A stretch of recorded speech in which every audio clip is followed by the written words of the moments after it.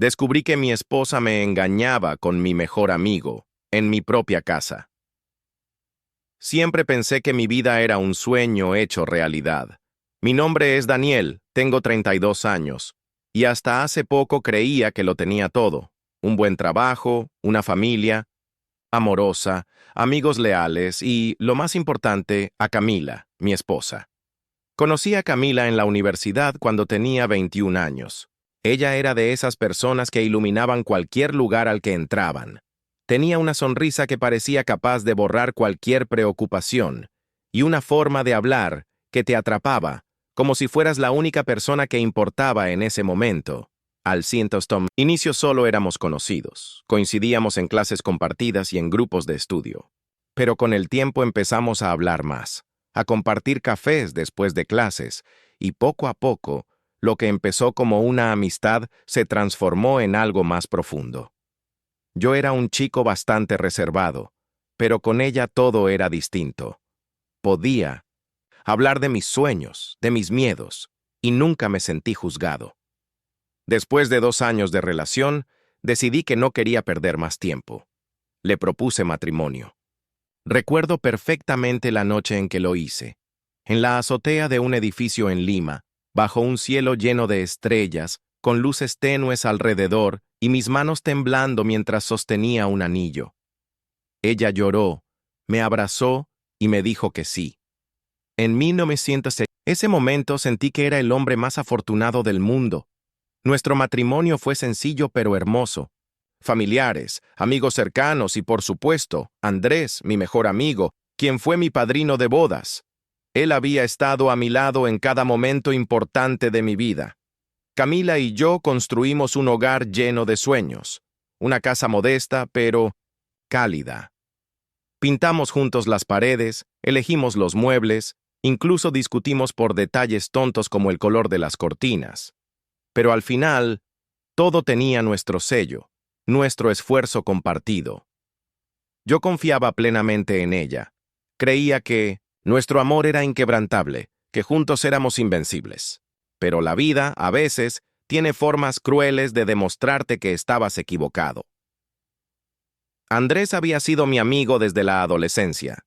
Nos conocimos en el colegio cuando yo era ese chico callado al que pocos notaban, y él era todo lo contrario, extrovertido, gracioso, siempre rodeado de gente.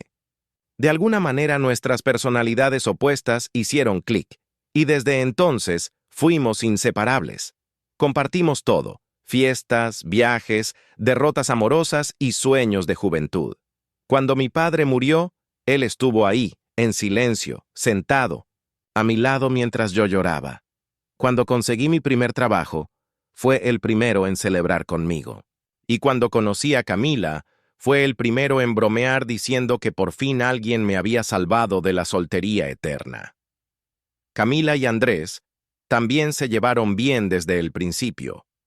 Ella decía que era imposible no quererlo, que su energía era contagiosa.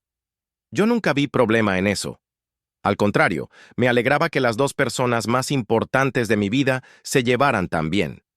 Con el tiempo, Andrés empezó a ser parte de nuestra rutina. Venía a cenar, nos acompañaba a ver partidos de fútbol, incluso a veces se quedaba a dormir en el sofá después de una noche de tragos. Para mí era como un hermano, y para Camila, casi como un miembro más de la familia. Nunca dudé de él. Nunca imaginé que detrás de esa sonrisa y esas bromas había algo más. Porque, ¿quién sospecharía de su mejor amigo? ¿Quién imaginaría que la traición vendría de la persona en quien más confías? Dicen que el amor ciega, y yo lo viví en carne propia. Hubo señales, claro que las hubo, pero yo las ignoré. Empezaron como cosas pequeñas. Camila y Andrés, riendo de chistes privados que yo no entendía. Mensajes en el celular que ella decía que eran cosas tontas. Miradas que duraban un poco más de lo normal. Recuerdo una vez que llegué temprano del trabajo y encontré a Camila y Andrés en la cocina. Nada parecía fuera de lugar, pero el silencio incómodo cuando entré me dejó una espina en el corazón. Camila sonrió nerviosa y Andrés cambió de tema rápidamente. Yo lo dejé pasar. Pensé, Son ideas mías, estoy siendo paranoico. Hubo noches en las que Camila decía que estaba cansada y no quería intimidad, lo cual es normal en un matrimonio. Pero al mismo tiempo, notaba que pasaba más tiempo arreglándose, maquillándose, poniéndose perfumes nuevos, y yo ingenuamente creía que lo hacía por mí. El golpe más fuerte fue cuando encontré un recibo de un hotel en su bolso. Ella me dijo que lo estaba guardando porque se lo había encontrado en la calle, que alguien lo había tirado, y yo le creí, porque confiar era lo único que sabía hacer. El día que descubrí la verdad todavía me persigue. Era un viernes. Yo había salido más temprano del trabajo porque quería sorprender a Camila con flores y su comida favorita. Al llegar a casa, noté algo extraño. La puerta no estaba cerrada con llave, como siempre. Entré en silencio, pensando que quizás estaba distraída viendo televisión. Pero al acercarme a nuestra habitación, escuché risas, dos voces, la de ella y la de Andrés. Mi corazón empezó a latir tan fuerte que sentí que me iba a desmayar. Abrí la puerta de golpe, y lo vi. Allí estaban, en mi propia cama, riendo como si nada importara. Camila con su cabello despeinado y Andrés sin siquiera inmutarse al verme. No grité, no lloré, solo me quedé paralizado. Ellos, en cambio, reaccionaron como si yo fuera el intruso. Camila intentó cubrirse, tartamudeando excusas, mientras Andrés, con la mayor desfachatez del mundo, me dijo: «Hermano, ¿podemos hablar? Hermano». Esa palabra me atravesó como un cuchillo. Lo único que pude decir fue: «Sal de mi casa, los dos, ahora». Esa noche fue la más larga de mi vida.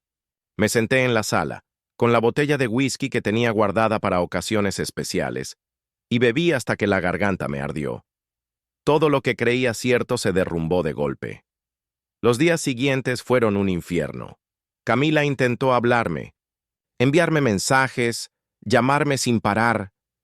Decía que había sido un error, que no significaba nada, que me amaba. Andrés, por su parte, desapareció como un cobarde. Mis padres y amigos se enteraron pronto. Algunos me decían que debía perdonarla, que todos cometemos errores. Otros me decían que debía olvidarla para siempre, pero ninguno entendía lo que yo sentía. No era solo la traición, era el hecho de que todo había ocurrido en mi propia casa, en el lugar donde debía sentirme más seguro. Me encerré en mí mismo. Dejé de comer bien, dejé de salir, incluso descuidé mi trabajo. La gente en la oficina empezó a notarlo. Yo estaba roto. Con el tiempo, el dolor se mezcló con la rabia. Necesitaba respuestas. ¿Cuánto tiempo llevaba ocurriendo? ¿Cuántas veces me habían mentido? Empecé a preguntar, discretamente. Un par de amigos en común me confesaron que ya sospechaban algo, que los habían visto demasiado cercanos en fiestas o reuniones, pero que nunca quisieron decirme nada. Eso me dolió aún más. Finalmente enfrenté a Camila cara a cara.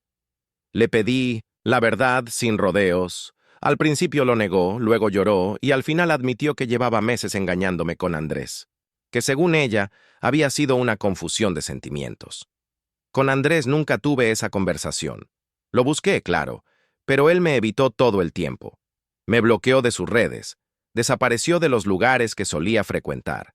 El símbolo que alguna vez llamé hermano se convirtió en un fantasma. Después de tanto dolor, llegó el momento de elegir quedarme destruido o intentar reconstruirme. Pedí el divorcio. No fue fácil, pero lo hice. Me mudé de casa, comencé terapia y poco a poco volví a enfocarme en mi vida. Retomé el gimnasio, volví a salir con amigos, viajé solo por primera vez en años. Descubrí que, aunque me habían arrebatado mucho, no me habían quitado lo más importante, mi capacidad de seguir adelante. Camila intentó volver varias veces, llorando, prometiendo que cambiaría. Pero yo ya no era el mismo. Y aunque dolía, aprendí a decir que no. Hoy, Al mirar atrás, me doy cuenta de que esa traición, aunque devastadora, me hizo más fuerte. Aprendí que no importa cuánto confíes en alguien, siempre debes valorar primero tu dignidad y tu paz. Perdí una esposa y un amigo, sí, pero gané una nueva vida, una nueva perspectiva, y sobre todo, la certeza de que merezco algo mejor. Y ahora les pregunto a ustedes, comunidad, ¿ustedes creen que es posible perdonar una traición así? ¿O lo mejor siempre será cerrar la puerta y no mirar atrás? Gracias por escuchar mi historia. Si te gustó, no olvides suscribirte a Susurros de Reddit para más relatos como este.